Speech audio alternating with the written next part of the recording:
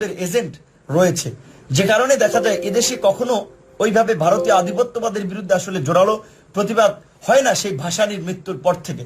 কারণ ভাসানীর যে ঐতিহাসিক উক্তি আমরা দেখেছি যে পিন্ডির জিনজির থেকে মুক্ত হয়েছি, দিল্লির গোলামি করতে নয়, দিল্লির দাসত্ব করতে নয়।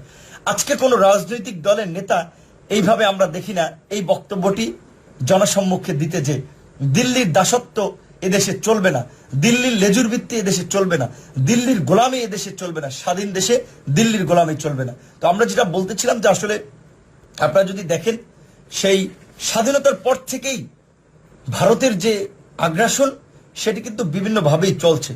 মুক্তিযুদ্ধে ভারত আমাদেরকে সহযোগিতা করেছে, আমরা তার জন্য ওই সময়ের ভারতীয় রাজনৈতিক নেতৃবৃন্দ, বিশেষ করে ইন্দিরা গান্ধী থেকে শুরু করে ওই সময়ের রাজনৈতিক নেতৃবৃন্দ, তাদের প্রতি আমাদের বিনম্র শ্রদ্ধা, ভালোবাসা, রেসপেক্ট আমরা প্রত্যাশা করি।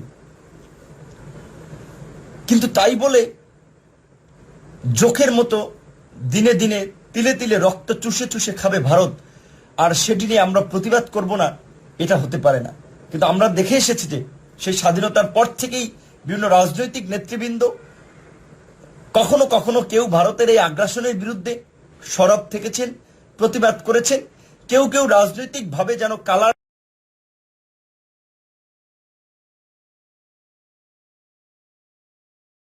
না হয়, ক্ষমতায় যেতে যেন বাধার বিঘ্নের সম্মুখীন না হয়, সে কারণে তারা ওইভাবে ভারতীয় আগ্রাসনের বিরুদ্ধে কিংবা ভারতীয় আধিপত্যবাদের বিরুদ্ধে প্রতিবাদ করেনি। বিস্তারিত ইতিহাস বললে আজকে দিনের পর দিন লাগবে, সুতরাং সেই সময় নেই। চেষ্টা করব যে 20 থেকে 15 মিনিটের মধ্যেই আজকের লাইভটি কিছু গুরুত্বপূর্ণ কথার মাধ্যমে শেষ করতে। যে ছোট একটি কথা, অবশ্যই আপনারা জানেন যে বিশেষ করে আপনার মুক্তিযুদ্ধের সময়ে যে ভারতের যে অবদান, ভারতের মানুষ, কৃষক, শ্রমিক জনতা, বিশেষ করে আপনার পশ্চিমবঙ্গ, আসাম, ত্রিপুরা সহ ওই অঞ্চলের মানুষের যে অবদান, সেটি কিন্তু এই দেশের আপামর জনগণ কিন্তু সেটি শ্রদ্ধা ভরে স্মরণ করে।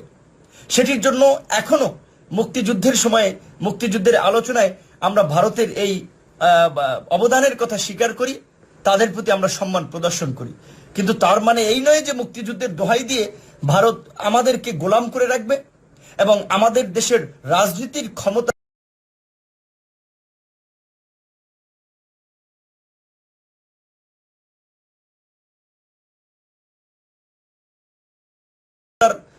কলকাঠি ভারত নাড়বে।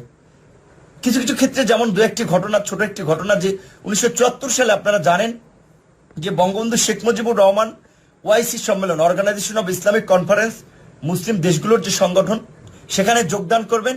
সেখানে কিন্তু ভারত স্পষ্টভাষী, ভারতের তৎকালীন নেতৃবৃন্দ বঙ্গবন্ধুকে কিন্তু নিষেধ করেছিল বঙ্গবন্ধু যেন ওআইসি সম্মেলনে না যায়। তো বঙ্গবন্ধু কিন্তু ওআইসি সম্মেলনে গিয়েছিলেন, কারণ যারা রাজনীতি করেন ওই দেশের জনগণের সেন্টিমেন্টকে উপেক্ষা করার কোনো অবকাশ নেই। বাংলাদেশের 90% মুসলিম অধ্যুষিত জনসংখ্যা, কাজী এখানে স্বাভাবিকভাবেই মুসলিম সেন্টিমেন্টকে উপেক্ষা করে রাজনীতি করার কোনো সুযোগ নেই। কাজী বঙ্গবন্ধু বুঝতে পেরেছিলেন যে তার একটা মুসলিম সংখ্যাগরিষ্ঠ দেশ হিসেবে তার আপনার ওআইসি সম্মেলনে যাওয়া দরকার, তিনি গিয়েছিলেন। কিন্তু অত্যন্ত দুঃখের বিষয়, বর্তমানেও ক্ষমতায় আছে বঙ্গবন্ধুর কন্যা শেখ হাসিনার সরকার।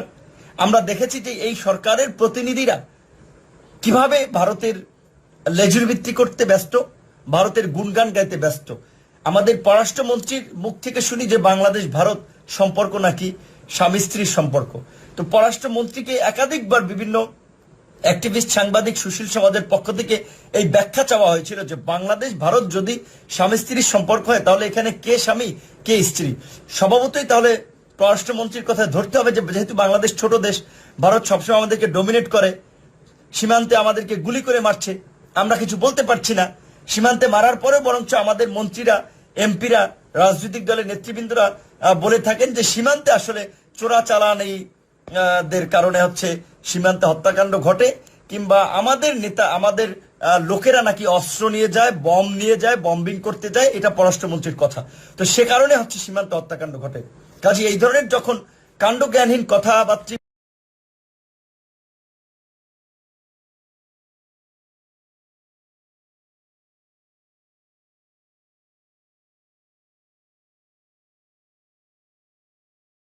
বলে সেটা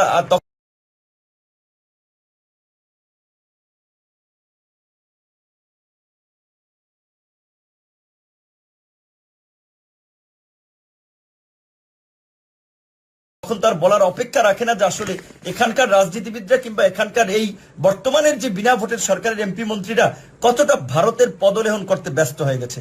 তো যে কথাটি বলছিলাম, এই সীমান্ত হত্যাকাণ্ড ঘটে, তারা প্রতিবাদ করতে পারে না।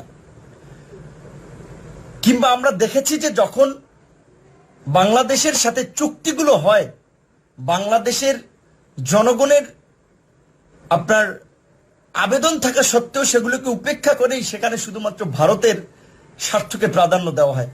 যে কারণে আমরা দেখেছি যে সেই পরীক্ষামূলক সম্প্রচার হিসেবে যেমন টেলিভিশনগুলো চলে, ঠিক একইভাবে যেই ফারাক্কাবাদ 41 দিনের জন্য পরীক্ষামূলকভাবে চালু করা হয়েছিল, সেই ফারাক্কাবাদ স্থায়ীভাবেই চলমান রয়েছে। সেটি নিয়ে রাজনৈতিক মহল থেকে ওইভাবে আর কোনো প্রতিবাদ করা হয়নি, সেটি নিরসনে কোনো কার্যকর উদ্যোগ নেওয়া হয়নি। ফারাক্কাবাদের কারণে আমরা দেখেছি উত্তরাঞ্চল কিভাবে এই আপনার কৃষি মৌসুমে পানির জন্য হাহাকার করে, কিভাবে উত্তরাঞ্চলের কৃষি বিপন্ন হয়েছে। তিস্তা চুক্তি বছরের পর বছর ঝুলিয়ে রাখা হয়েছে, কিন্তু তিস্তা চুক্তি হচ্ছে না। এদেশের মন্ত্রীরা যাচ্ছেন ভারতে, ভারতের মন্ত্রীরা এদেশে আসছেন, কেউ ইলিশ পাঠাচ্ছেন, এদেশের আমাদের প্রধানমন্ত্রীর পক্ষ থেকে পুজোতে ইলিশ পাঠায়, পরের দিন দেখা যায় বাংলাদেশের পেঁয়াজ বন্ধ করে দেওয়া হয়। পেঁয়াজ রপ্তানি বন্ধ করে দেওয়া হলে দেখা যায় যে আপনার পেঁয়াজের মূল্য 300 টাকা হয়ে যায়, পেঁয়াজের মূল্য 100 টাকা হয়ে যায়। কিন্তু সেটি নিয়ে আমার দেশের পররাষ্ট্রমন্ত্রী, বাণিজ্য মন্ত্রী, সরকার কোনো প্রতিবাদ করতে পারে না। তারপরে আবার যখন এদেশের কৃষকদের পেঁয়াজ আপনার ঘরে ওঠে, তখন দেখা যাচ্ছে যে আবার ভারত পেঁয়াজ পাঠায় যাতে কৃষকরা মাঠে মারা যায়, এবং পচা পেঁয়াজ পাঠায়, কিংবা পেঁয়াজের বস্তার মধ্যে পাথর পাঠায়, যেটি আমরা না, আপনার পেঁয়াজ আমদানিকারকরা বলেছে। সেটি নিয়েও কিন্তু কোনো ওইভাবে প্রতিবাদ করতে দেখি না। দুদেশের যে বাণিজ্য ঘাটতি, সেটি যে কি পরিমাণ একটা অসম বাণিজ্য চুক্তির ফল, সেটি আসলে হয়তো আমরা আপামর জনগণ ওইভাবে অর্থনীতি, পররাষ্ট্রনীতি, সীমান্ত নিয়ে হয়তো অনেকে ভাবি না, যে কারণে আমরা এগুলোকে উপলব্ধি করতে পারি না। গত এক বছরই শুধুমাত্র 19-20 অর্থ বছরই বাংলাদেশ ভারতের মধ্যে বাণিজ্য ঘাটতি প্রায় 6119 মার্কিন ডলার। প্রতি বছর এভাবে বাণিজ্য ঘাটতি বাড়তেছে। উদাহরণস্বরূপ তার আগের যদি আপনারা দেখেন, তার আগের বছরে বাংলাদেশ ভারত বাণিজ্য আপনার ছিল 975 সম্ভবত মার্কিন ডলার, যেখানে বাংলাদেশের আপনার ভারতে রপ্তানি ছিল মাত্র আপনার 104 মার্কিন ডলার। তো এভাবে প্রতিনিয়তই আমরা বাণিজ্যিক ক্ষেত্রেও বাংলাদেশ ক্ষতিগ্রস্ত হচ্ছে। কিন্তু যদিও একটা প্রোপাগান্ডা বা একটা প্রচার করা হয় যে বাংলাদেশের ভারতের বাজারে বাংলাদেশের অনেকগুলো পণ্য শুল্কমুক্ত সুবিধায় আপনার বাণিজ্য, অর্থাৎ ওই ভারতের বাজারে বাজারজাত করার সুযোগ রয়েছে।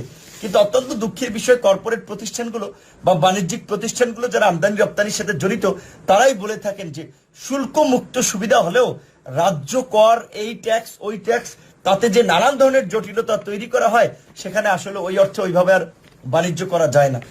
বাংলাদেশে ভারতের যে সাংস্কৃতিক আগ্রাসন, সেটি নিয়ে অনেক সময় বিস্তর আলোচনা হয়েছে, সেটিও আপনারা জানেন। ভারতের প্রত্যেকটি চ্যানেল, স্টার জলসা থেকে শুরু করে জি বাংলা, টি বাংলা, সবগুলো চ্যানেল এখানে অবাধে চলে, এবং সেসব চ্যানেলগুলোতে যেসব অনুষ্ঠানগুলো দেখানো হয়, সেগুলো কিন্তু অনেকাংশেই বাংলাদেশের, আমি মনে করি যে সাংস্কৃতিক মূল্যবোধের পরিপন্থী। কারণ আমরা কিন্তু পশ্চিমাদের মতো নই, কিংবা ভারতের মতো নই। সেখানে ম্যাক্সিমাম এই সমস্ত চ্যানেলগুলোতে যে ধরনের দেখা হয়, সংসারের অশান্তি, স্বামী স্ত্রীর মধ্যে আপনার মিল মহব্বত নাই, কিংবা আপনার পরকিয়া, কিংবা আপনার দেখা যায় বউ শাশুড়ির যুদ্ধ, নানান ধরনের একটা অপসংস্কৃতিক চর্চা এই চ্যানেলগুলোর মাধ্যমে প্রমোট করা হচ্ছে, যেগুলোর দ্বারা আলটিমেটলি কিন্তু আমরা প্রভাবিত হচ্ছি। অথচ বাংলাদেশের একটা চ্যানেল কিন্তু ভারতে দেখানো হয় না। সীমান্ত হত্যার কথা বলেছি, গত 20 বছরে বাংলাদেশ ভারত সীমান্তে প্রায় 2000 হত্যাকাণ্ড ঘটেছে। প্রতি বছর সীমান্ত যখন হত্যাকাণ্ড হয়, যখন দু দেশের বাহিনী পর্যায়ের বৈঠক হয়, সবসময় আমরা শুনি যে সীমান্ত হত্যা বন্ধ হবে, এরপরে সীমান্ত হত্যা শূন্যের কোঠায় নিয়ে আসা হবে। অথচ আমরা কখনো এটার কার্যকারিতা দেখি না।